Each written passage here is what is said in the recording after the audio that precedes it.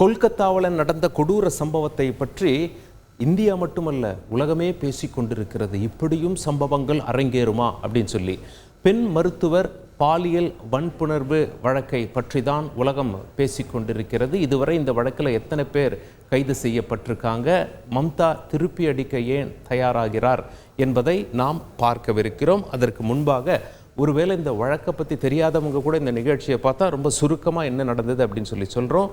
சென்ற வாரம் ஒரு கொடூர சம்பவம் அரங்கேறியது. 31 வயது பெண் மருத்துவர், அவங்க போஸ்ட் கிராஜுவேஷன் படிக்கிறாங்க, பயிற்சி மருத்துவராகவும் கொல்கத்தாவில், அதாவது மேற்கு வங்கத்தில் கொல்கத்தாவில் ஒரு புகழ்பெற்ற மருத்துவமனையில் பணி செய்து கொண்டிருக்கிறார்கள். இரவு பணி என்பதால் உணவு அருந்திவிட்டு ஒரு செமினார் ஹாலில் அவங்க படித்து கொண்டிருக்கும் போதே படுத்து தூங்கி விட்டார்கள். அப்பொழுதுதான் அந்த கொடூரம் அரங்கேறுகிறது.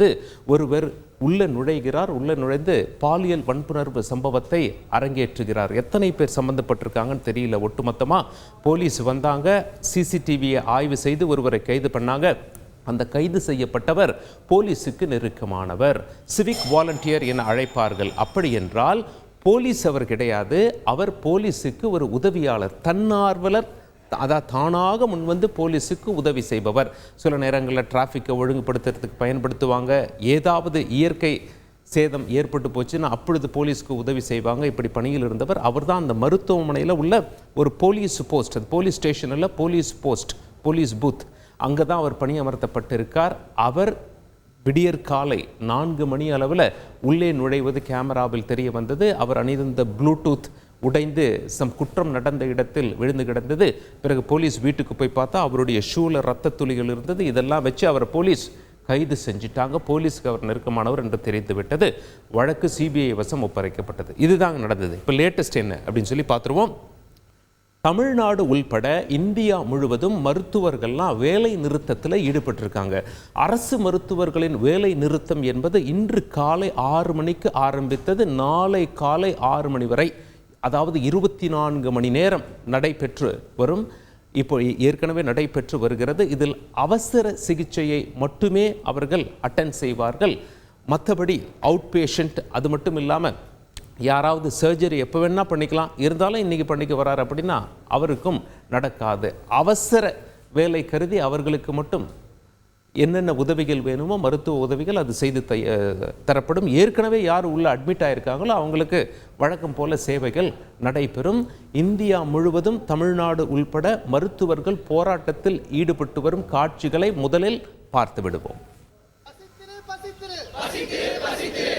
கிடைக்கும் வரை பசித்திரு.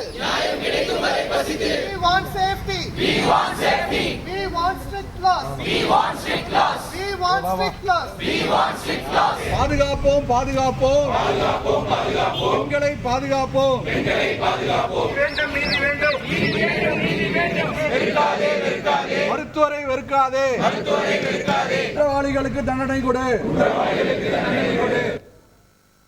அரசியல் களத்தில் சக்தி வாய்ந்த பெண்மணியாக நின்று கொண்டிருப்பவர் மம்தா பானர்ஜி, மேற்கு வங்கத்தின் முதலமைச்சர். மம்தா பானர்ஜியை பொறுத்தவரை தேர்தலுக்கு முன்பு வரை ஒருவேளை இந்தியா கூட்டணி ஆட்சி அமைக்கும் சூழல் ஏற்பட்டால் மம்தா பானர்ஜி எனக்கு பிரதமர் பதவி கொடுங்க என்று கேட்பார்களா என்றும் பேசப்பட்டது. ஆனால் அது தற்பொழுது நடக்கவில்லை. இப்படி இருக்கையில் இவ்வளவு சக்தி வாய்ந்த இடத்தில் இருந்த மம்தா பானர்ஜி எப்படி சறுக்கினார் என்று நாம் பார்த்து விடுவோம். அதாவது மம்தா பானர்ஜியினுடைய பலமே பெண் வாக்காளர்கள் தான். ஆனால் இயற்கையாக இந்த போராட்டத்தில் களத்தில் குதித்திருப்பதும் பெண்கள் தான். ஏன்னா அநீதி இழைக்கப்பட்டது 31 வயதாகிற ஒரு பெண் மருத்துவருக்கு என்பதால் பெண்களே போராட்ட களத்தில் குதித்து விட்டார்கள். இது மம்தா பானர்ஜிக்கு மாபெரும் சோதனையாக அமைந்துள்ளது.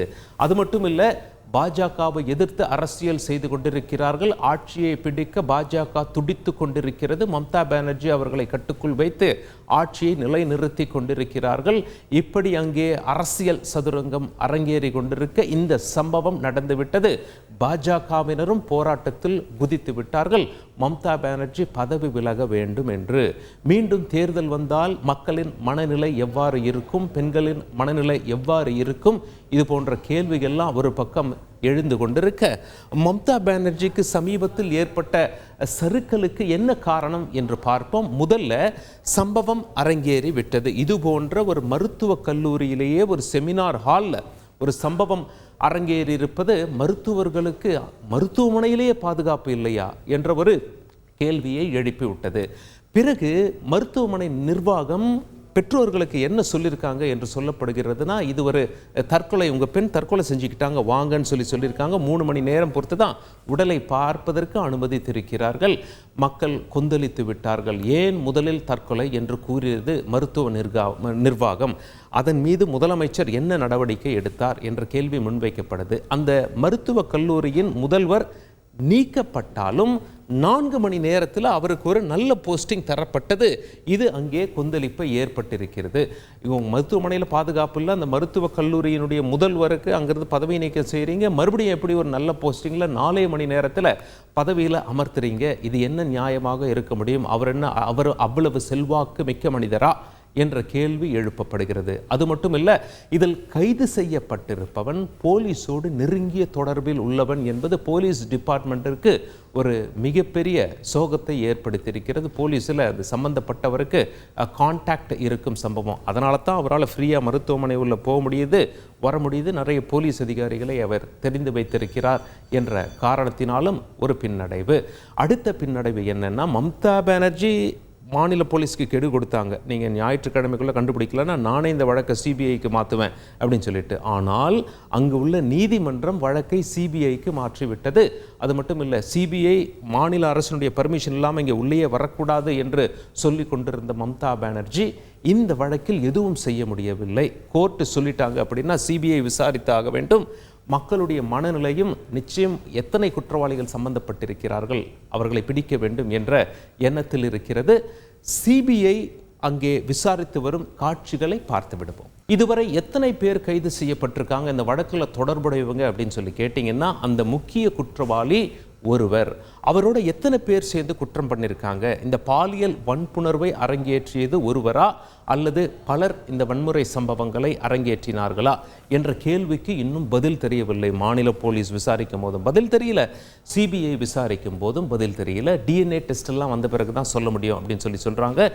குற்றவாளியை இன்னும் பல பேரை யாரும், அதாவது பலர் சம்பந்தப்பட்டிருக்காங்க, கைது பட்டிருக்கோம், அந்த மாதிரி எந்த தகவலும் வரவில்லை. மாறாக போராட்டத்தில் ஈடுபட்டவங்களுடைய அவர்களை கைது செய்த எண்ணிக்கை அதிகரிக்கிறதே தவிர இந்த கொடூர குற்றத்தை அரங்கேற்றியது எத்தனை பேர் என்று தெளிவாக போலீஸாலையும் சொல்ல முடியல, சிபிஐயாலையும் சொல்ல முடியல. அங்கேதான் சிக்கல் இருக்கிறது. மம்தா பானர்ஜியை குறிவைக்கிறதா பாஜக என்று அரசியல் வட்டாரங்களில் பேச்சு எழுந்தாலும் மம்தா திருப்பி அடிக்க துவங்கிவிட்டார். அது என்ன என்று கேட்டீர்களாயின், மம்தா பானர்ஜியை பொறுத்தவரை ஏசி ரூமில் அமர்ந்து கொண்டு அரசியல் செய்பவர் கிடையாது. எதுவாக இருந்தாலும் வீதியில் இறங்கி விடுவார். அதுதான் அவருடைய ஸ்டைல். அங்கே மேற்கு வங்கத்தை பொறுத்தவரை இப்போ ஏற்கனவே மம்தா பானர்ஜி எடுத்த நடவடிக்கையை பார்ப்போம், அவர்களுடைய பதிலடி எப்படி இருக்குன்னு.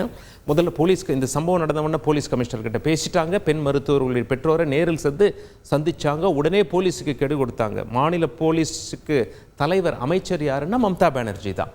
அவங்க போலீஸுக்கே கெடு கொடுத்தாங்க. உங்களால் முடிஞ்சால் விரைவாக நடவடிக்கை எடுத்து கைது செய்யுங்க, இவனை தூக்கில் போட வேண்டும், சம்பந்தப்பட்ட அத்தனை பேரையும் கைது செய்து தூக்கில் போட வேண்டும், மீறினீங்கன்னா நானே சிபிஐ கிட்ட வழக்கை ஒப்படைச்சிருவேன் அப்படின்னு சொல்லி சிபிஐ கிட்ட ஒப்படைச்சாலும் பெருசாக என்ன கண்டுபிடிப்பாங்க என்பது நமக்கு தெரியாது. முன்னர் கேஸ் எல்லாம் நிறைய பெண்டிங்கில் இருக்குது. இருந்தாலும் நான் பெற்றோர் கேட்டாங்கன்னா சிபிஐ கிட்ட ஒப்படைக்க வேண்டி வரும் அப்படின்னு சொல்லி மம்தா பானர்ஜி சொல்லியிருந்தாங்க. அதன் பிறகு சிபிஐ கிட்ட நீதிமன்றம் ஒப்படைத்து விட்டது. மம்தா பானர்ஜி வீதியில் இறங்கி ஒரு போராட்டத்தை நடத்தி விட்டார்கள். இந்த வழக்கில் சம்பந்தப்பட்டவர்களை கைது செய்து தூக்கில் போட வேண்டும், சிபிஐ விரைந்து இந்த வழக்கில் செயல்பட வேண்டும் என்று அந்த போராட்ட காட்சிகளை பார்த்து விடுவோம். আমরা দোষীর ফাঁসি চাই, রামনাম শ্যামে চক্রান্ত চলছে না, চলবে না, চক্রান্ত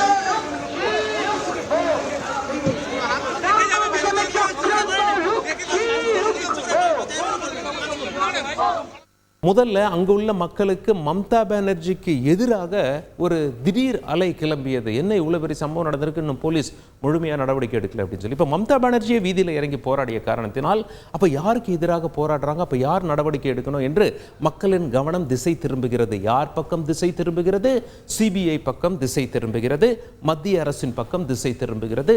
சிபிஐ எவ்வளவு விரைந்து குற்றவாளிகளை கண்டறிந்து கைது செய்யவிருக்கிறார்கள் என்று எல்லோரும் திரும்பி பார்க்க வைத்து விட்டது.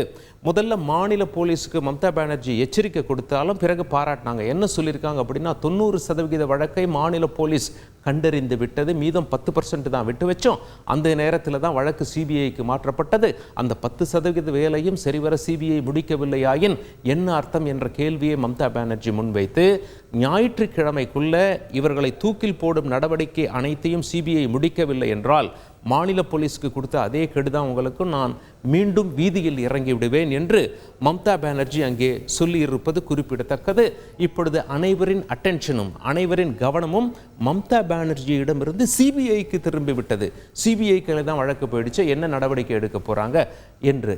இப்படியாக மேற்கு வங்கத்தில் பரபரப்பாக சம்பவங்கள் அரங்கேறி கொண்டிருக்கின்றன. இதனுடைய தாக்கம் இந்தியா மட்டுமல்ல, உலக மக்களே பார்த்து கொண்டிருக்கிறார்கள். இந்த கொடூர குற்றத்தில் ஈடுபட்டவர்கள் எத்தனை பேர், அவர்களுக்கு இந்தியா என்ன தண்டனை வாங்கி தரப்போகிறது என்று. செய்திகளை உடனுக்குடன் தெரிந்து கொள்ள உடனே சப்ஸ்கிரைப் பண்ணுங்க.